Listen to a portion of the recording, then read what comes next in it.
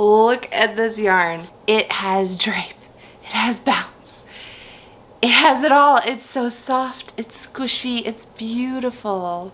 I want to do some larger wearable projects with some of the smaller quantities of fiber that I get. Let's be honest, scarves and hats are great and they're so much fun, but you may not be in a place where you can wear that year round. And how many hats and scarves do we need? I need shirts. Okay, I need a wardrobe. That's what I need, and that's where I'm headed. I want a handmade wardrobe. So that was my goal, to figure out a project that I could do with this yarn that I spun and make it clothing. That's what I want. So let's back up just a second. I'm going to show you how I spun up this fiber.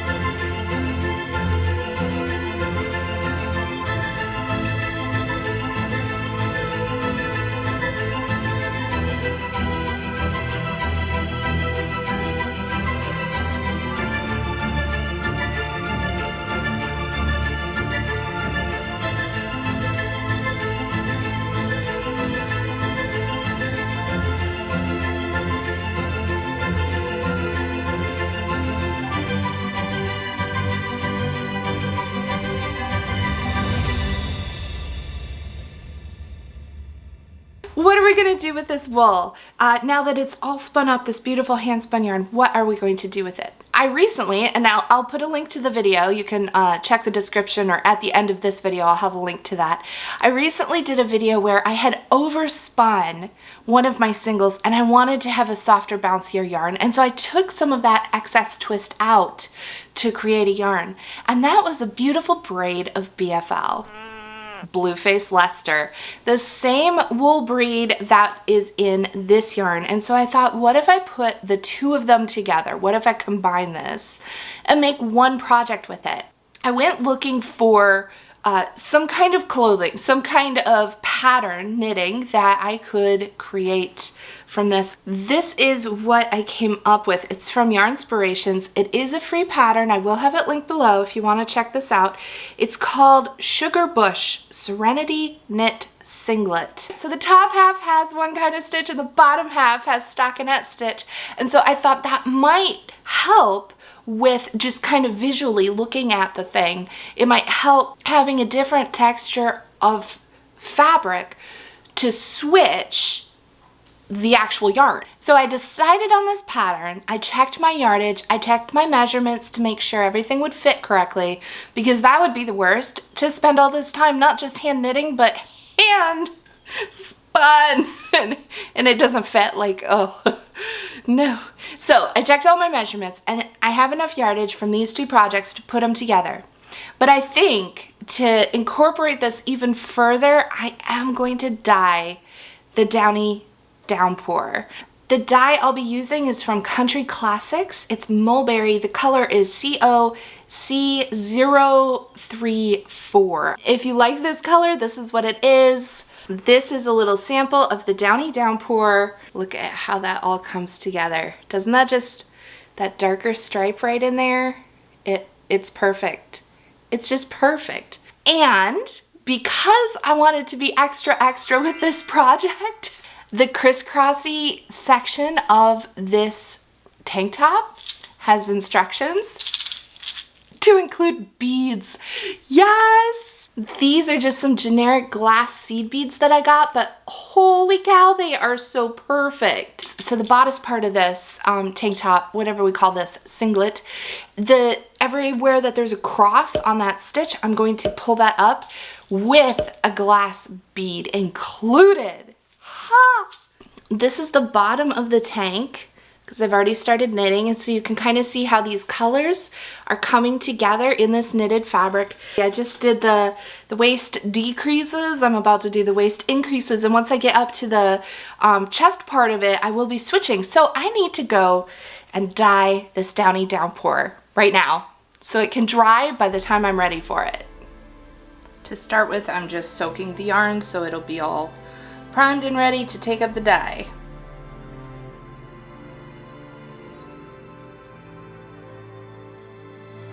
This is my dye pot, and I put about 4.5, maybe almost 5 teaspoons of the Country Classics dye in there according to their directions. I basically just followed exactly whatever their directions said to do.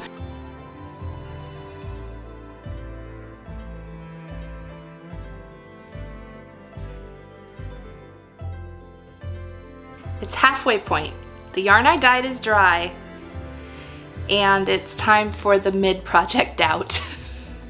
This is part of my process, I think, because it seems to happen pretty regularly at the halfway point.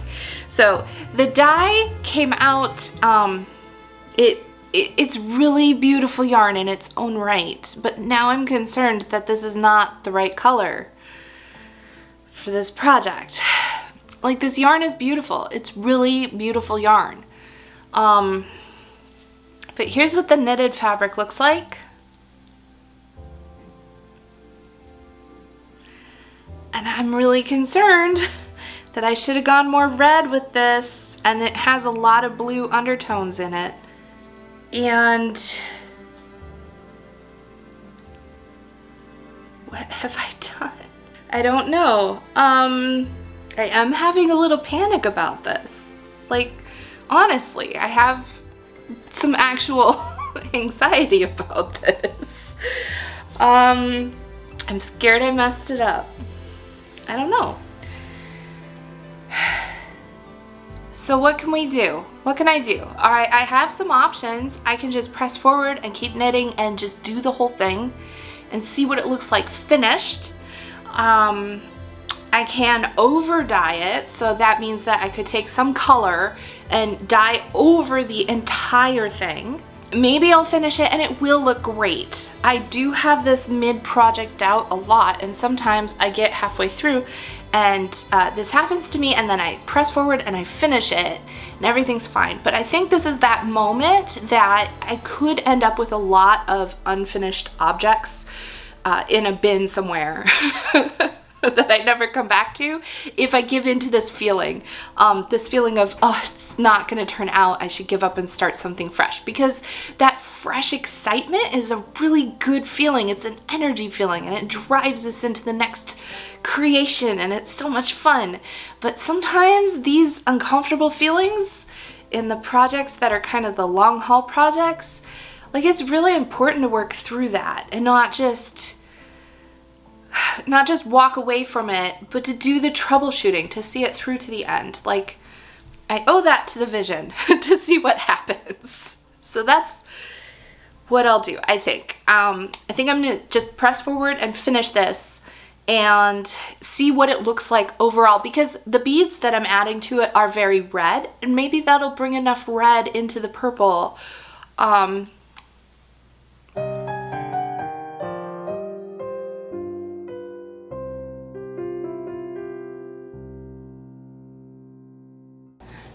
No, wait, no. No. Ignore everything that yesterday Evie just said. She didn't know what she was talking about. I slept on this. I mean, I didn't sleep on it. I woke up today and I was just thinking, you know, if I want to fix it, now is the chance.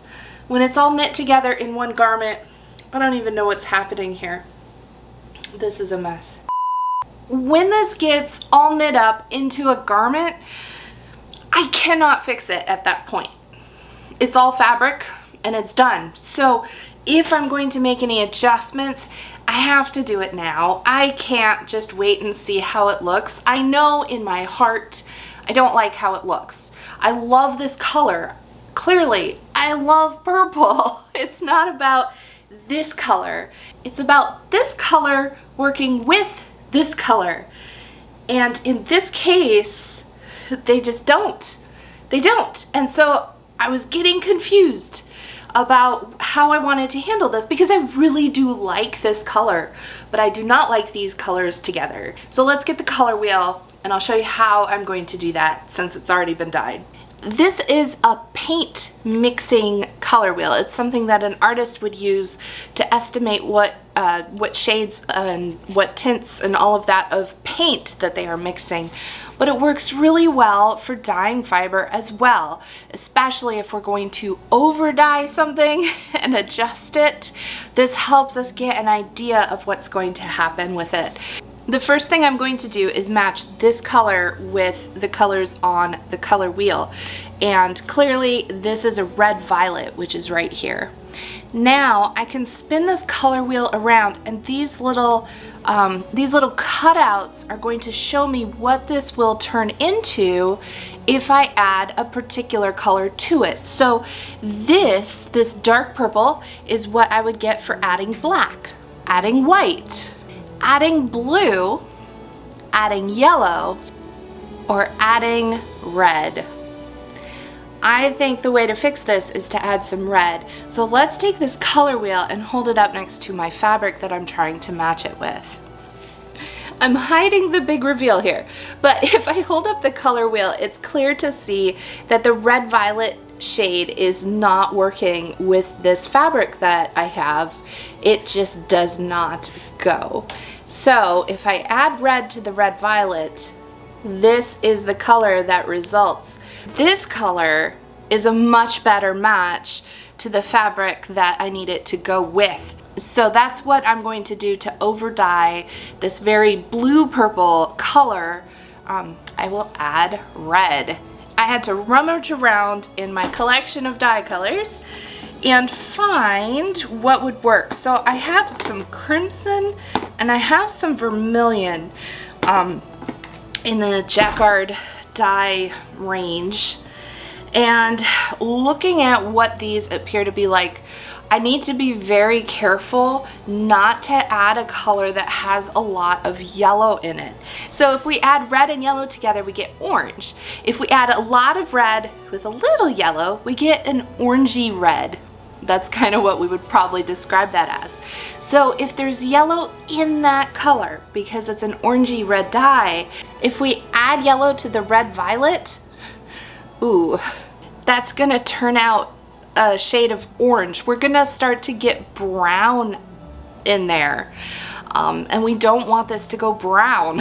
We want this to go pinkish red with more red.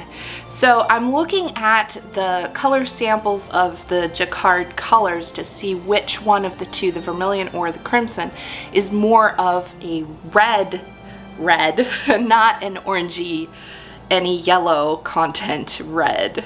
I've pulled up the color examples online of the Jacquard acid dye colors so that I could see what these two colors look like. We have the vermilion and we have the crimson here on this example that I've pulled up. Now of course this is going to change a little bit because this is going over a color that already exists, but we are going to trust our color wheel that it will turn out at least better than it is. So what should we do? Well, neither one is very orange, which was initially what I was concerned about. But looking at the vermilion color, it has a lot of blue in it. It doesn't look as red as it looks purple, which means there has to be blue in there because red and blue make purple. So I'm going to go with the crimson. The crimson looks much more like a red. I wish I had some fire red, but I just don't.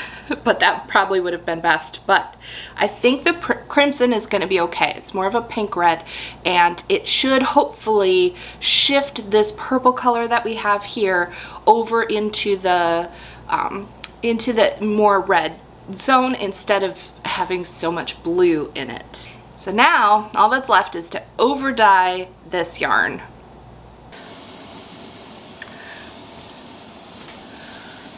I'm gonna let it simmer for about 30 minutes and then I'll let it cool a smidge and we'll take it out and see if we made another disaster.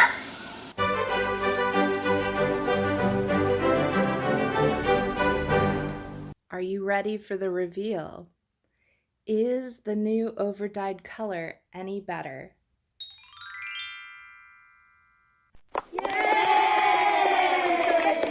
Well, what do you think? I'm much happier with this color. It is so much better, and it looks like it belongs. Like this was a plan. There's a plan here. That's what this color looks like to me. So I'm so glad I over dyed it with the red. The beads are very interesting.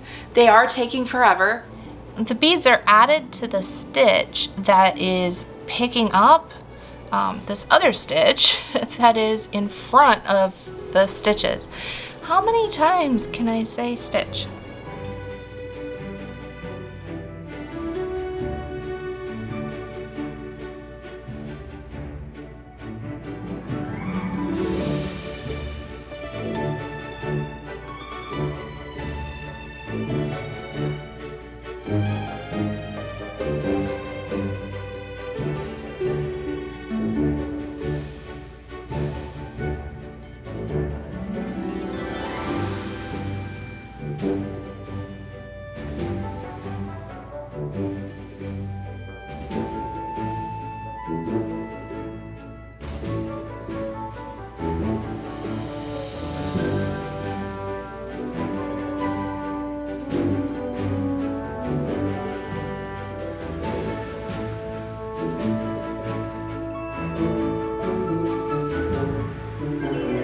And then I'll be creating the armholes on the sides.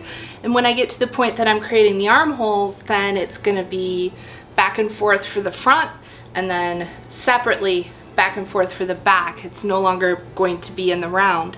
And actually, the original construction, the way it says to do this is to do the whole front and then the whole back and seam it up. But I did it in the round, so I was actually working the front and the back at the same time. But I can't keep doing that when we get to the armholes because the stitches don't go all the way around. There has to be an arm there. So yeah, I've made a few adjustments for that. But that just, I prefer to do it that way and not have to worry about the seams on the side. But through the magic of editing, you're going to get to see the reveal of this momentarily. But I still probably have at least another week of knitting to go do. And then we'll see the big final reveal. Here is my finished tank top. And it came out, in the end, it came out the right color and everything. It's gorgeous. I think it's gorgeous. I'm really excited about it. There's a couple things I wanted to share just wrapping up this whole project. One is that if you see something going wrong, I guess have the courage to adjust and fix it. I'm really glad that I re-dyed the top part of this. If this had come out with that very purple mulberry color, that very blue color I should say, when I looked at the sample yarn next to it, and now that I can see that with this very red part, I can see it now that I have the whole thing done, and I can imagine this in that color, and it's like, no, that would not have worked. But I think the adjustments I did to the pattern to make it fit me, that worked out, and so I'm really excited to have that experience. And I think that the color adjusting and the color dyeing and everything is just going to make me better for the next project. So it was a bit of a journey, but I'm really glad for that experience because here we are with an awesome finished project. As far as how I'm going to wear this, or style this, I guess you could say, I'm still sort of experimenting with my style and figuring out what I like to wear and what makes me feel good to wear. I like this. I feel good wearing this, but I don't like having my arms uncovered. So I'll probably wear this with something that does cover my arms, like a cardigan set kind of a thing. Now I have this finished project that I can really say I made from scratch, hand spun and dyed and knit and beaded, but it's something I can wear and feel really proud of. If you want to see some of the other projects I've been up to, you can check those out as well. Don't forget to subscribe. We have so many things coming up, and I'll see you in the next one. Thanks for watching and happy spinning.